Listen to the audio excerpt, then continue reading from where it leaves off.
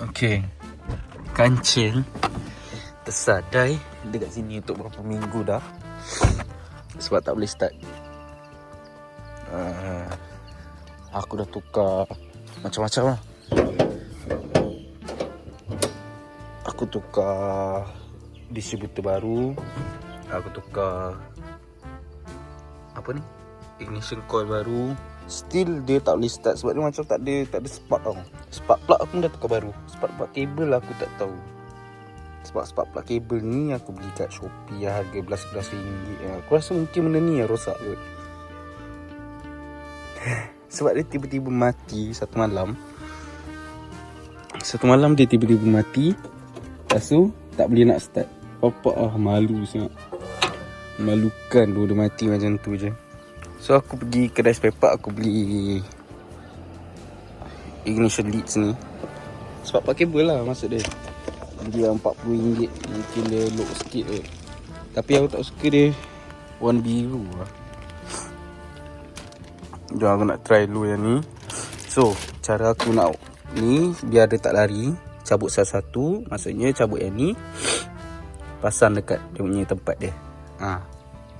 Cabut satu, lepas tu pasang. Cabut satu, pasang. Cabut satu, pasang. Salah dia wire ni. Ni dia tak dapat ground. So sementara dia buat macam ni lah.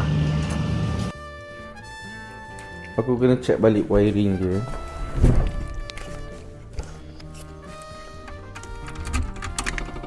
Dia sekejap boleh start, kejap tak boleh start. Now dia boleh start kan. Punca dia sebenarnya datang daripada wire ignition coil yang ni. Masalah dia tak dapat ground. Masa first time dia tak boleh start, punca dia tak dapat ground. Tapi dia hari tu dia mati, aku cabut balik wire tu, dia boleh hidup. So aku nak check balik kenapa wire tu dia macam tu. Aku pun tak faham kenapa. Aku pun pelik lah kereta ni. Aku penat gak lah, tapi kena buat gak lah. So aku check dulu wire-wire dia. Aku buka semua wire-wire dia dulu. Lepas tu nanti aku cakap dengan korang lah. Okay, so aku dah jumpa masalah. Pasal aku dah settlekan. Sebenarnya wire dia, ni ini not standard. Sebab dia dah convert pergi CDI. CDI means no contact point kan. So dia dah convert. Cuma wiring dia buat serabut sikit. Pasal aku jumpa corrosion sikit dekat main harness. Aku dah betulkan sikit corrosion tu. Maybe dah terus okay lah. Sebab aku dah try start 5 kali. Terus start. Okay, aku pun dah okay lah. So alang-alang kereta ni kat dalam, aku ada sikit nak buat. Aku nak tukar minyak hitam. Aku nak tukar filter airbox tu kan. Lepas tu aku nak kemas sikit dalam. And kalau korang perasan,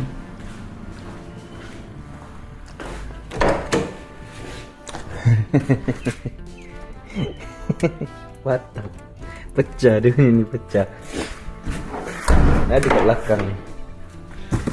Jadi terabut sebab ada nak try start. Ni dia punya bekas-bekas dia punya cover bawah. Ni belah atas. Belah bawah kot. Ni belah atas dah berkecai lah. So aku dah tukar filter atas.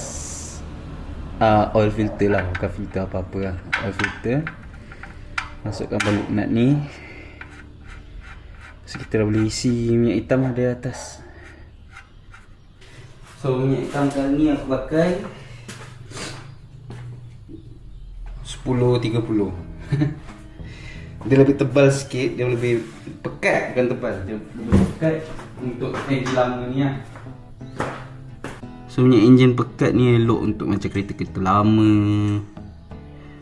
kereta-kereta yang macam ni, carburetor kan, macam tu lah, mileage tinggi. Ni mileage tak tinggi sangat tapi dah lama sangat lah enjin ni. Enjin ni 4 tahun lagi tu dari aku. Kereta ni dah 30 berapa? 32 tahun. Gila. Dah angk. Dah all the way to full dah. 2 liter je kereta ni. Ya, tahulah 660 at least ambil lah 3 liter ke. 2 liter dah penuh lah. So aku akan start engine. Sebelum aku start engine, aku nak tukar air filter dulu. Tada. Filter ni senang. Oh shit. 4 klip, 1 skru. Buka air filter. Air filter lama. Nampak kotor dia. Fresh.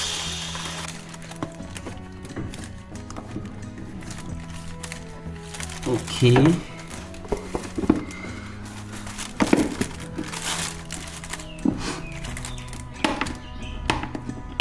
Okay, so aku nak start engine. So tunggu dia panas sikit, aku nak test dia punya. Aku nak tengok minyak hitam tu balik lah. Okay, so next lainnya aku nak pasang benda ni. Dia punya yang cover tu kan. Aku dah beli, tapi bapak mahal siap untuk kancil. Aku beli untuk terpaksa je. Tada. Dia macam terlalu mahal lah untuk kereta, untuk kancil lah. RM90 tu benda ni. Kancil je kot. So untuk pasang benda ni, korang actually kena jatuhkan sikit korang punya steering column tu. Korang bukan jatuhkan, maksudnya turunkan sikit. So ni steering column. Korang ada 1, 2, 3, 4, 5 bolt yang korang tak payah cabut habis, korang just longgarkan lah. Sebab nak bagi dia ruang untuk selit bawah dashboard ni. Nak selit bawah ni, so perlukan ruang sikit. Mungkin aku nak cabut steering sekejap lalang lah, sebab senang sikit aku nak pasang. So aku akan longgarkan ni dulu. So aku buat atas ni. So fitment RM90 sampah je. Nampak ada gap situ, ada gap sini. What the hell. Aku dah buat benda ni dah sejam lebih dah duduk. Dia tak nak duduk elok-elok. So tapi at least semua button function lah.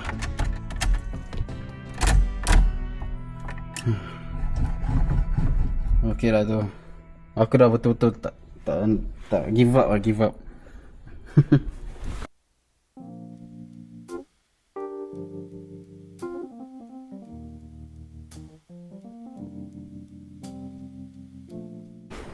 So aku dah siap, apa namanya, vacuum dalam, sebab kotor sangat. Aku nak kereta ni sebagai daily driver aku. Ni untuk kereta aku pergi kerja semua, kereta ni lah.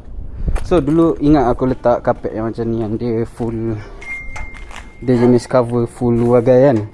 Tapi masalah tak tahan. Ni sampah-sampah kat belakang. Nampak kapet dia koyak. So aku ada beli dua benda baru untuk kereta ni.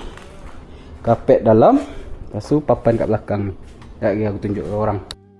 Okay, bateri habis. Tukar bateri baru. Okay, so aku beli kapet daripada auto option. Aku beli kapet standard, kapet rempit, kapet dadu. Tapi dia ada footrest lah, macam yang tempat letak, kalau letak pedal dia ada tahan tu. So dia ada tulis auto option Thailand. So aku beli yang kereta rempit biasa pakai. And then aku beli papan untuk yang belakang. Aku beli papan ni. Aku perlukan gunting. Sekejap aku ambil gunting sekejap. Dia papan hitam ni lah, dia belakang dia kayu macam ni kan. So aku harapkan dia nampak lebih bersih lah belakang ni, sebab benda ni kan. Aku betul-betul harap lah. So kecil belah luar macam ni lah, yang belah besar belah dalam.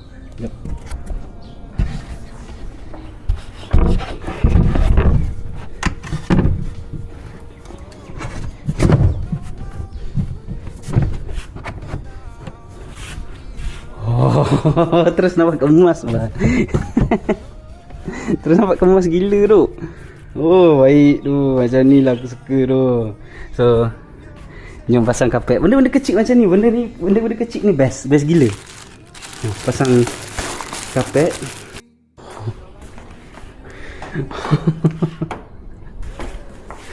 Oh, tengok tu bapak nampak kereta rempit siap. Bersih. Ini baru kereta daily driver. Kereta selesa untuk kau pergi mana-mana.